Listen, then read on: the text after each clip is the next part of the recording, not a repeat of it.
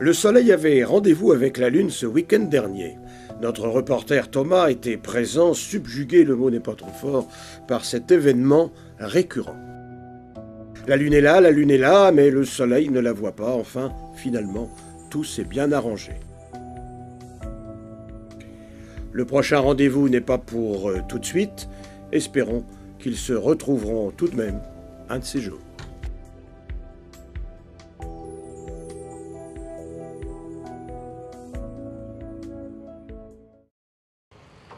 Autour de Clisson encore, c'est-à-dire autour de la communauté de communes de la vallée de Clisson, on a présenté un système d'identification permettant l'accès aux différentes déchetteries de la communauté de communes.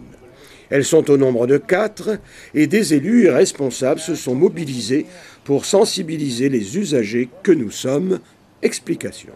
Alors en fait, on a voulu mettre un contrôle d'accès pour limiter les accès notamment aux habitants de la communauté de communes de la vallée de Clisson, donc sur 12 communes, et aussi limiter les accès de professionnels qui pouvaient peut-être venir sur la déchetterie.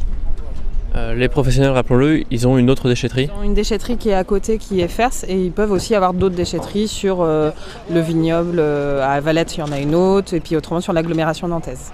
Donc ça fait déjà presque un mois que c'est mis en place. Est-ce qu'il y a eu déjà des résultats de cette initiative ? Alors aujourd'hui, il est un peu tôt pour dire l'effet que ça va avoir. On va pouvoir nous le voir sur les tonnages du coup collectés en déchetterie, mais on remarque déjà sur la fréquentation du coup que ça limite un petit peu la fréquentation.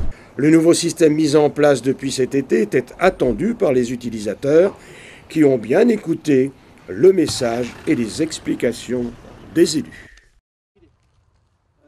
Au chapitre de la santé, sachez que les mutuelles ligériennes ont remis officiellement un nouveau défibrillateur aux élus de la commune de Clisson.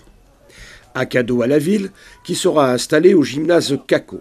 C'est donc le 7e appareil de ce type qui va s'ajouter aux 6 autres défibrillateurs qui existent déjà dans la ville.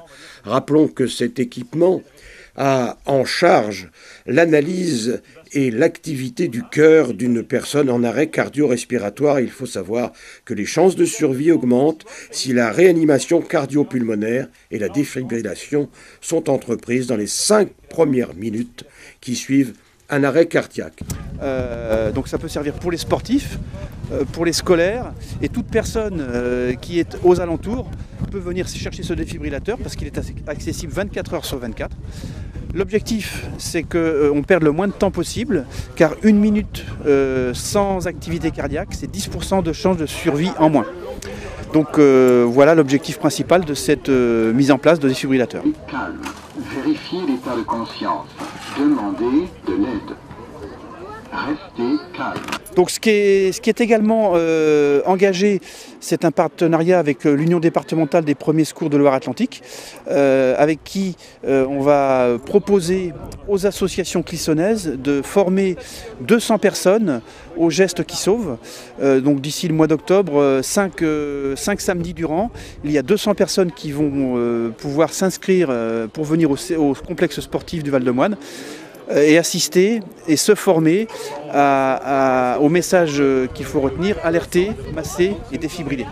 On rappelle l'installation des autres défibrillateurs, celui de Leclerc de Clisson, des Halles rue des Halles, du complexe sportif du Val-de-Moine, du pôle santé rue du Docteur Doussin, et puis bien entendu au centre de secours, les sapeurs-pompiers rue des Filatures.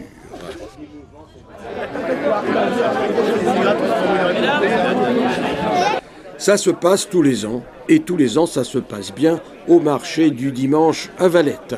À l'occasion du vin nouveau, autour d'une ambiance musicale, c'était la fête dimanche dernier devant la mairie, une animation que proposait la municipalité, en compagnie, c'est bien normal, des viticulteurs, des commerçants et du public, pour fêter Bacchus et le vin nouveau.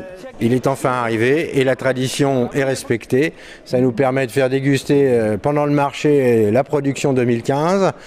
On valorise comme ça, on espère en tout cas, tous nos viticulteurs, tous ceux qui ont bien voulu participer. Cette année, ils sont 7 à avoir offert le vin à la population du marché. Donc je crois que tout le monde va être content. On a la chance d'avoir le temps avec nous. Et on sait bien que l'heure qu'il est va être très favorable aux dégustations jusqu'à 13h, jusqu'à la fin du marché. Donc ça va obligatoirement bien se passer. Et question cruciale, est-il bon?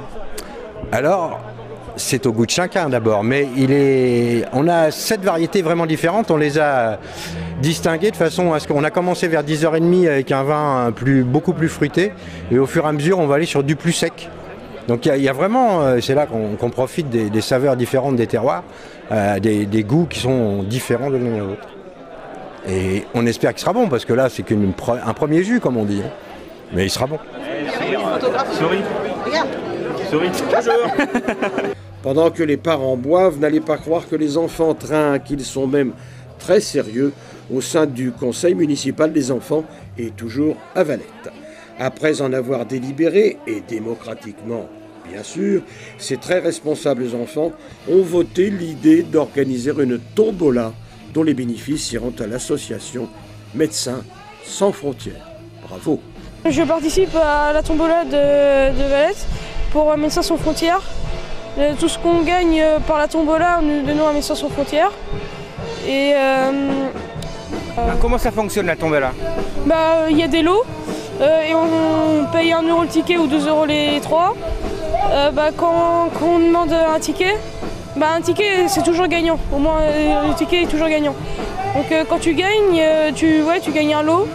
Et après on donne aussi un ticket, une petite feuille pour une autre tombola après, sauf que c'est des plus gros lots. Alors pourquoi est-ce que vous avez choisi de travailler avec Médecins sans frontières? On avait choisi plusieurs associations et on a voté il y avait beaucoup de voix pour Médecins sans frontières. Alors on a choisi Médecins sans frontières. Est-ce que tu sais ce que Médecins sans frontières fait? Oui. Ils font des missions, ils vont aider les populations qui sont en difficulté.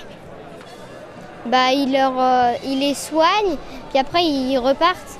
Pourquoi est-ce que c'est important de soigner les gens et d'aller aider les populations? Parce que sinon ils vont mourir. Et du coup, comme ils vont mourir, il y aura de moins en moins de population.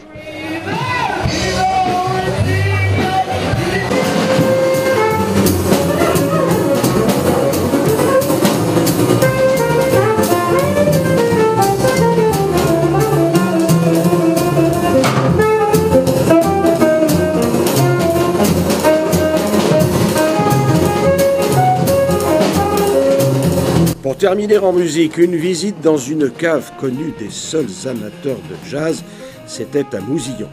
Ainsi qu'à Saint-Germain-des-Prés, en d'autres temps, on y faisait une jam, comme disent les amateurs du genre.